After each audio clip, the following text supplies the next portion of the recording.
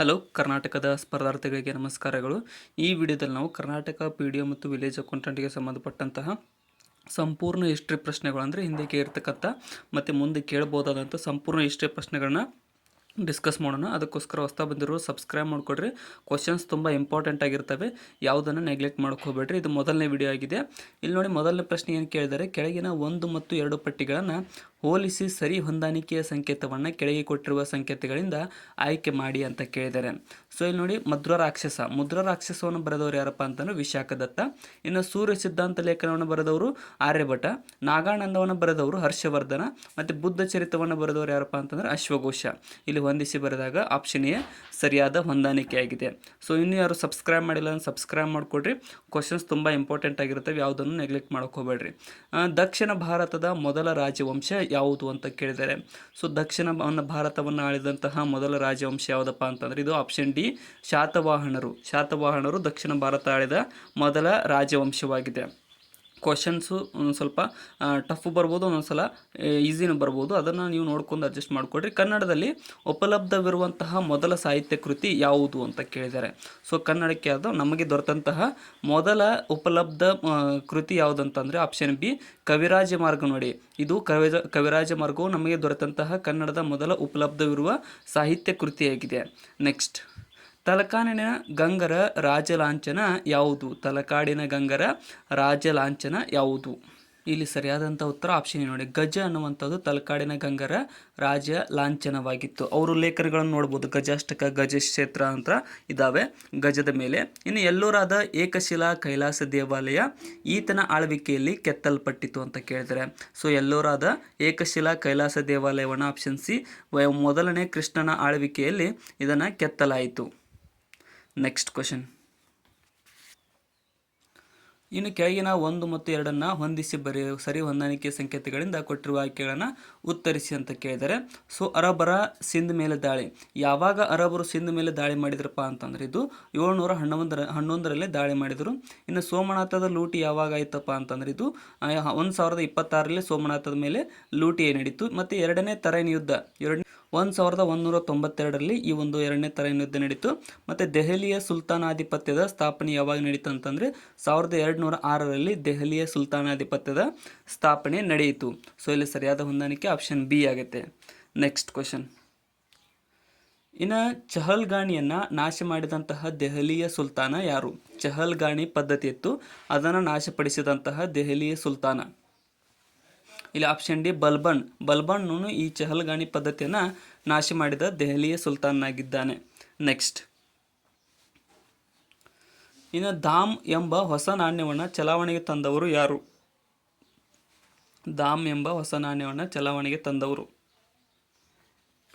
ಸರಿಯಾದ ಉತ್ತರ option D ನೋಡಿ, ಶೇರ್ ಶಾನು ದಾಮ್ ಎಂಬ ಹೊಸ ನಾಣ್ಯವನ್ನು ಚಲಾವಣೆಗೆ ತಂದವನಾಗಿದ್ದಾನೆ.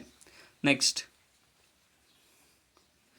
ಇನ್ನು ಕೆಳಗಿನವುಗಳಲ್ಲಿ ಸರಿಯಾದ ಹೊಂದಾಣಿಕೆ ಇಲ್ಲದ್ದು ಯಾವುದು ಅಂತ ಕೇಳಿದ್ದಾರೆ. ಸೊ ಇಲ್ಲಿ ನೋಡಿ, ಮೊದಲನೇದ್ದು ಎ ಏನು ಹೇಳುತ್ತೆ, ಅಕ್ಬರ್ ಬುಲಂದ್ ದರ್ವಾಜವನ್ನು ನಿರ್ಮಿಸಿದನು, ಅದು ಸರಿಯಾಗಿದೆ. ಎರಡನೇದ್ದು ಜಹಾಂಗೀರ್ ಮಹಲ್, ಇದು ತಪ್ಪು. ಯಾಕಪ್ಪ ಅಂತಂದರೆ ಜಹಾಂಗೀರ್ ಮಹಲನ್ನು ಅಕ್ಬರ್ ನಿರ್ಮಿಸಿದ, ಅದಕ್ಕೋಸ್ಕರ ಆಪ್ಷನ್ ಬಿ ಇಲ್ಲಿ ತಪ್ಪಾಗುತ್ತೆ. ಇನ್ನು ಶಹಜಾನ್ ರೆಡ್ ಫೋರ್ಟ್ ನಿರ್ಮಿಸಿದ್ದಾನೆ, ಇದು ಸರಿಯಾಗಿದೆ. ಔರಂಗಜೇಬ ಬಾದ್ಶಾಹಿ ಮಸೀದಿಯನ್ನು ನಿರ್ಮಿಸಿದ್ದಾನೆ, ಅದು ಕೂಡ ಸರಿಯಾಗಿದೆ. ಆಪ್ಷನ್ ಬಿ ಇಲ್ಲಿ ತಪ್ಪಾಗಿದೆ. ಜಹಾಂಗೀರ್ ಮಹಲ್ ಅನ್ನೋದು ಜಹಾಂಗೀರ್ ಶಿವಾಜಿಯ ಪಟ್ಟಾಭಿಷೇಕ ನಡೆದಂತಹ ಸ್ಥಳ ಯಾವುದು ಅಂತ ಕೇಳಿದರೆ.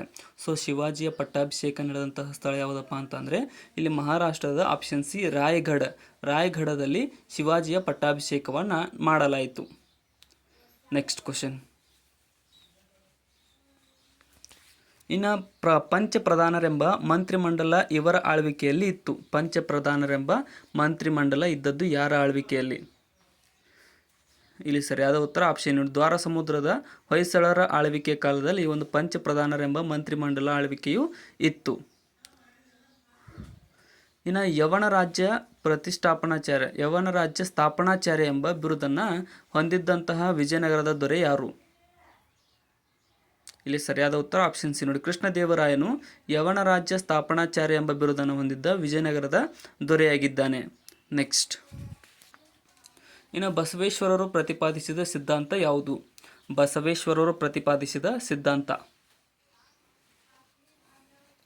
ಇಲ್ಲಿ ಸರಿಯಾದ ಉತ್ತರ ಆಪ್ಷನ್ ಡಿ ನೋಡಿ. ಶಕ್ತಿ ವಿಶಿಷ್ಟಾದ್ವೈತ ಸಿದ್ಧಾಂತವನ್ನು ಬಸವೇಶ್ವರರು ಪ್ರತಿಪಾದಿಸಿದ್ದಾರೆ. ಆಪ್ಷನ್ ಡಿ ಇಲ್ಲಿ ಸರಿಯಾದಂತಹ ಉತ್ತರ.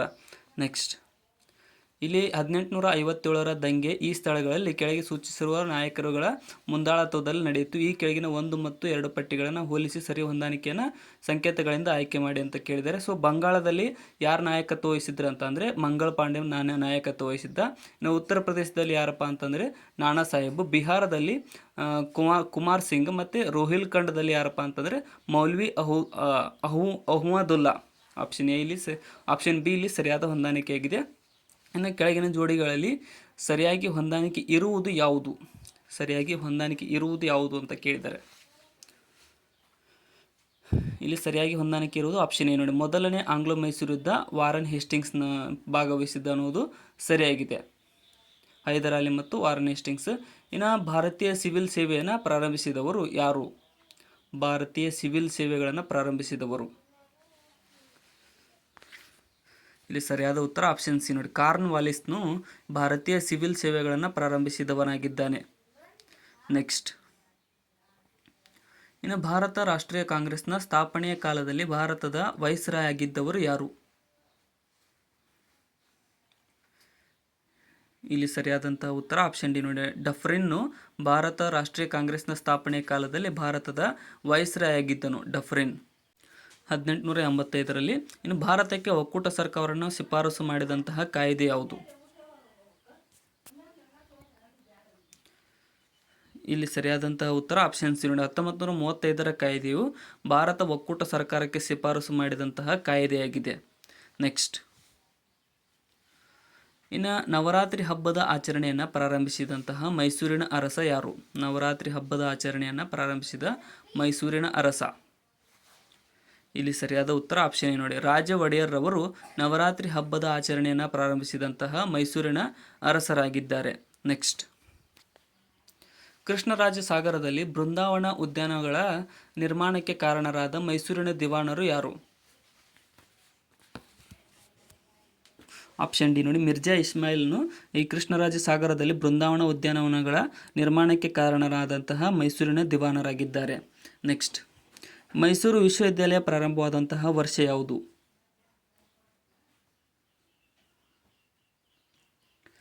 ಇಲ್ಲಿ ಸರಿಯಾದಂತಹ ಉತ್ತರವಾಗುವುದು ಆಪ್ಷನ್ ಸಿ ನೋಡಿ. 1916ರಲ್ಲಿ ಮೈಸೂರು ವಿಶ್ವವಿದ್ಯಾಲಯವು ಪ್ರಾರಂಭಗೊಂಡಿದೆ. ನೆಕ್ಸ್ಟ್, ಇನ್ನು 1857ರ ದಂಗೆಯನ್ನು ಭಾರತದ ಮೊದಲ ಸ್ವಾತಂತ್ರ್ಯ ಸಂಗ್ರಾಮ ಎಂದು ವರ್ಣಿಸಿದಂತಹ ಮೊದಲ ಲೇಖಕರು ಯಾರು? ಇಲ್ಲಿ ಸರಿಯಾದಂಥ ಉತ್ತರ ಆಪ್ಷನ್ ಬಿ ನೋಡಿ. ವಿ ಡಿ ಸಾವರ್ಕರ್ ಅವರು 1857ರ ದಂಗೆಯನ್ನು ಭಾರತದ ಮೊದಲ ಸ್ವಾತಂತ್ರ್ಯ ಸಂಗ್ರಾಮ ಎಂದು ವರ್ಣಿಸಿದ ಮೊದಲ ಲೇಖಕರಾಗಿದ್ದಾರೆ. ಇನ್ನು ಭಾರತ ರಾಷ್ಟ್ರೀಯ ಕಾಂಗ್ರೆಸ್ಸಿನ ಮೊದಲನೇ ಅಧಿವೇಶನದ ಅಧ್ಯಕ್ಷತೆಯನ್ನು ವಹಿಸಿದವರು ಯಾರು? INCಯ ಮೊದಲ ಅಧಿವೇಶನದ ಅಧ್ಯಕ್ಷತೆ ವಹಿಸಿದವರು. ಇಲ್ಲಿ ಆಪ್ಷನ್ ಸಿ ನೋಡಿ. WC ಬ್ಯಾನರ್ಜಿರವರು INCಯ ಮೊದಲ ಅಧಿವೇಶನದ ಅಧ್ಯಕ್ಷತೆಯನ್ನು ವಹಿಸಿದವರಾಗಿದ್ದಾರೆ. ಕೆಳಗಿನವುಗಳಲ್ಲಿ ಯಾವುದು ಕಾಂಗ್ರೆಸ್ಸಿನಲ್ಲಿದ್ದ ಮಂದಗಾಮಿಗಳ ಗುರಿಯಾಗಿರಲಿಲ್ಲ? ಇಲ್ಲಿ ಸರಿಯಾದಂಥ ಉತ್ತರ ಆಪ್ಷನ್ ಎ ನೋಡಿ. ಆಡಳಿತ ಪುನರ್ವ್ಯವಸ್ಥೆಯು ಕಾಂಗ್ರೆಸ್ನಲ್ಲಿದ್ದಂತಹ ಮಂದಗಾಮಿಗಳ ಗುರಿಯಾಗಿರಲಿಲ್ಲ. ಆಡಳಿತ ಪುನರ್ವ್ಯವಸ್ಥೆ. ನೆಕ್ಸ್ಟ್ ಕ್ವಶನ್,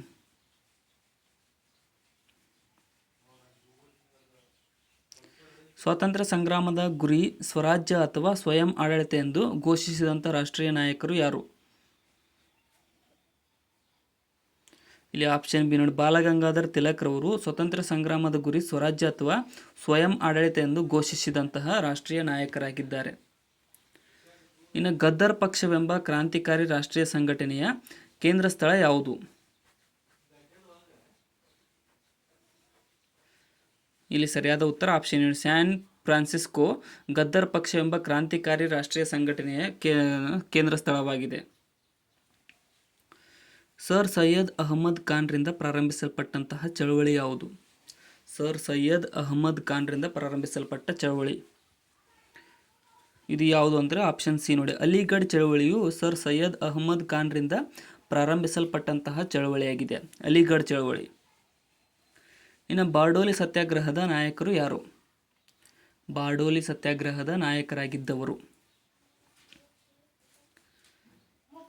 ಸರಿಯಾದ ಉತ್ತರ ಆಪ್ಷನ್ ಬಿ ನೋಡಿ, ವಲ್ಲಭಭಾಯಿ ಪಟೇಲ್ರವರು ಈ ಒಂದು ಬಾರ್ಡೋಲಿ ಸತ್ಯಾಗ್ರಹದ ನಾಯಕರಾಗಿದ್ದರು.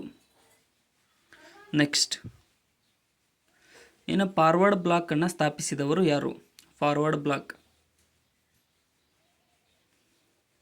ಸರಿಯಾದಂಥ ಉತ್ತರ ಆಪ್ಷನ್ ಬಿ ನೋಡಿ, ಸುಭಾಷ್ ಚಂದ್ರ ಬೋಸ್ರವರು ಫಾರ್ವರ್ಡ್ ಬ್ಲಾಕ್ ಅನ್ನು ಸ್ಥಾಪಿಸಿದವರಾಗಿದ್ದಾರೆ. ನೆಕ್ಸ್ಟ್, ಜಿನ್ನಾರವರ ದ್ವಿರಾಷ್ಟ್ರ ಸಿದ್ಧಾಂತಕ್ಕೆ ಬೀಜ ಬಿತ್ತಿದ ಮುಸ್ಲಿಂ ಲೀಗ್ನ ವಾರ್ಷಿಕ ಅಧಿವೇಶನ ನಡೆದಂತಹ ಸ್ಥಳ ಯಾವುದು? ಇಲ್ಲಿ ಆಪ್ಷನ್ ನೋಡಿ, ಲಾಹೋರ್ನಲ್ಲಿ ಜಿನ್ನಾರವರ ದ್ವಿರಾಷ್ಟ್ರ ಸಿದ್ಧಾಂತಕ್ಕೆ ಬೀಜ ಬಿತ್ತಿದ ಮುಸ್ಲಿಂ ಲೀಗ್ನ ವಾರ್ಷಿಕ ಅಧಿವೇಶನ ನಡೆದಂತಹ ಸ್ಥಳವಾಗಿದೆ. ಭಾರತ ಮತ್ತು ಪಾಕಿಸ್ತಾನಗಳಾಗಿ ಭಾರತದ ವಿಭಜನೆ ಇದರ ಆಧಾರದ ಮೇಲೆ ಆಯಿತು. ಸರಿಯಾದ ಉತ್ತರ ಆಪ್ಷನ್ ಡಿ ನೋಡಿ, ರ್ಯಾಡ್ಕ್ಲಿಫ್ ಯೋಜನೆ ಆಧಾರದ ಮೇಲೆ ಭಾರತ ಮತ್ತು ಪಾಕಿಸ್ತಾನದ ನಡುವೆ ವಿಭಜನೆಯು ಆಯಿತು. 1857ರಲ್ಲಿ ಮುಂಡರಗಿಯಲ್ಲಿ ಬ್ರಿಟಿಷರ ವಿರುದ್ಧ ನಡೆದಂತಹ ಸಶಸ್ತ್ರ ದಂಗೆಯ ಮುಂದಾಳತ್ವವನ್ನು ವಹಿಸಿದ್ದವರು ಯಾರು? ಆಪ್ಷನ್ ಡಿ ನೋಡಿ, ಭೀಮರಾವ್ ರವರು 1857ರಲ್ಲಿ ನಡೆದಂತಹ ಮುಂಡರಗಿಯಲ್ಲಿ ಬ್ರಿಟಿಷರ ವಿರುದ್ಧ ನಡೆದ ಸಶಸ್ತ್ರ ದಂಗೆಯ ಮುಂದಾಳತ್ವವನ್ನು ವಹಿಸಿದ್ದವರಾಗಿದ್ದಾರೆ. ಇನ್ನು ಕರ್ನಾಟಕದ ಜಲಿಯನ್ ವಾಲಾಬಾಗ್ ಎಂದು ಪ್ರಚಲಿತವಾಗಿರುವ ಸತ್ಯಾಗ್ರಹ ನಡೆದಂತಹ ಸ್ಥಳ ಯಾವುದು? ಸರಿಯಾದ ಉತ್ತರ ಆಪ್ಷನ್ ಸಿ ನೋಡಿ, ವಿದುರಾಶತ್ವವು ಈ ಒಂದು ಕರ್ನಾಟಕದ ಜಲಿಯನ್ ವಾಲಾಬಾಗ್ ಎಂದು ಪ್ರಚಲಿತವಾಗಿರುವ ಸತ್ಯಾಗ್ರಹ ನಡೆದಂತಹ ಸ್ಥಳವಾಗಿದೆ. ಮಹಾತ್ಮ ಗಾಂಧೀಜಿರವರ ಅಧ್ಯಕ್ಷತೆಯಲ್ಲಿ ಕಾಂಗ್ರೆಸ್ನ ಬೆಳಗಾವಿ ಅಧಿವೇಶನ ನಡೆದಂತಹ ವರ್ಷ ಯಾವುದು? ಸರಿಯಾದ ಉತ್ತರ ಆಪ್ಷನ್ ಬಿ ನೋಡಿ, 1924ರಲ್ಲಿ ಮಹಾತ್ಮ ಗಾಂಧೀಜಿರವರ ಅಧ್ಯಕ್ಷತೆಯಲ್ಲಿ ಕಾಂಗ್ರೆಸ್ನ ಬೆಳಗಾವಿ ಅಧಿವೇಶನ ನಡೆದಂತಹ ವರ್ಷವಾಗಿದೆ. ಸಿಂಧು ನಾಗರಿಕತೆಯ ಪ್ರಸಿದ್ಧ ನಿವೇಶನಗಳಲ್ಲೊಂದಾದ ಲೋಥಾಲನ್ನು ಉತ್ಖನನ ಮಾಡಿದವರು ಯಾರು? ಆಪ್ಷನ್ ಡಿ ನೋಡಿ, ಎಸ್.ಆರ್. ರಾವ್ರವರು ಈ ಒಂದು ಸಿಂಧು ನಾಗರಿಕತೆಯ ಪ್ರಸಿದ್ಧ ನಿವೇಶನಗಳಲ್ಲೊಂದಾದ ಲೋಥಾಲನ್ನು ಉತ್ಖನನ ಮಾಡಿದವರಾಗಿದ್ದಾರೆ. ಇನ್ನು ಋಗ್ವೇದ ಕಾಲದ ಆರ್ಯರು ಆರಾಧಿಸುತ್ತಿದ್ದ ಪ್ರಮುಖ ದೈವ ಯಾವುದು? ಸರಿಯಾದಂತಹ ಉತ್ತರವಾಗುವುದು ಆಪ್ಷನ್ ಸಿ ನೋಡಿ, ಯಾರಪ್ಪ ಅಂತಂದರೆ ಇಂದ್ರನನ್ನು ಋಗ್ವೇದ ಕಾಲದ ಆರ್ಯರು ಆರಾಧಿಸುತ್ತಿದ್ದರು. ನೆಕ್ಸ್ಟ್, ಅಶೋಕನು 3ನೇ ಬೌದ್ಧ ಸಮ್ಮೇಳನ ನಡೆಸಿದಂತಹ ಸ್ಥಳ ಯಾವುದು? ಸರಿಯಾದಂತಹ ಉತ್ತರವಾಗುವುದು ಆಪ್ಷನ್ ಬಿ ನೋಡಿ, ಪಾಟಲಿಪುತ್ರವು ಅಶೋಕನ 3ನೇ ಬೌದ್ಧ ಸಮ್ಮೇಳನ ನಡೆದಂತಹ ಸ್ಥಳವಾಗಿದೆ. ಆಪ್ಷನ್ ಬಿ ಇಲ್ಲಿ ಸರಿಯಾಗಿದೆ. ಸೊ ಇಲ್ಲಿಗೆ ನಮ್ಮ ಇವತ್ತಿನ ಮೊದಲ ಅಂದರೆ ಹಿಸ್ಟ್ರಿ ಪ್ರಶ್ನೆ ಪತ್ರಿಕೆಯ ಮೊದಲ ಉತ್ತರ ಮುಕ್ತಾಯಗೊಂಡಿದೆ ವಿಡಿಯೋ. ಸೊ ಅದಕ್ಕೋಸ್ಕರ ಕೊನೆವರೆಗೂ ನೋಡಿದ್ದಕ್ಕೆ ಎಲ್ಲರಿಗೂ ಧನ್ಯವಾದಗಳು. ವಿಡಿಯೋನ ಆದಷ್ಟು ನಿಮ್ಮ ಫ್ರೆಂಡ್ಸ್ಗೆ ಶೇರ್ ಮಾಡಿ. ಏನಾದರೂ ತಪ್ಪು ಅನಿಸಿದರೆ ಕಮೆಂಟ್ ಸೆಕ್ಷನ್ದಲ್ಲಿ ಕಮೆಂಟ್ ಕೂಡ ಮಾಡಿ. ಮತ್ತು ಏನಪ್ಪ ಅಂತಂದರೆ ಇದು ಫಸ್ಟ್ ವಿಡಿಯೋ ಆಗಿದೆ. ಇದರ ಸೀರೀಸ್ ಡೈಲಿ ಸಂಜೆ 8 ಗಂಟೆಗೆ ಬರ್ತಾ ಇರುತ್ತೆ, ಅದನ್ನು ಕೂಡ ನೋಡ್ತಾ ಇರಿ. Thank you so much.